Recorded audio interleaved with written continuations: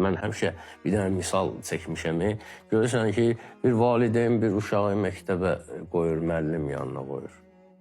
Uşaq da artıq böyükdür. Yəni o keçib o həddi təklif gəlib, həddi buluğa çatmış adamdır.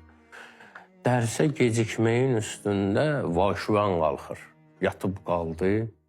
Ay müəllimin məsəl üçün hazırlığa gedirsən, pulu deyirik ya məktəbə, ya ora, bura filan bir hay-həşir salırlar. Amma namaza yatıb qalmış uşaq üçün valideyn narahat olmur. O qəribə bir məsələdir.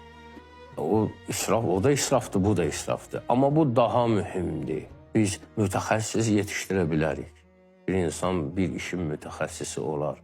Amma insanlığı mütədil vəziyyətdə olmasa, fəzilətdə olmasa, o mütəxəssis ancaq fəsad törədə bilər. Nüvəni tapıb, bomba düzəldən də var, nüvəni tapıb, bir şamdan bir hamamı qızdıran da var. Yəni, eyni biri işdir, biri xalqa xidmət eləyir, biri fəsada.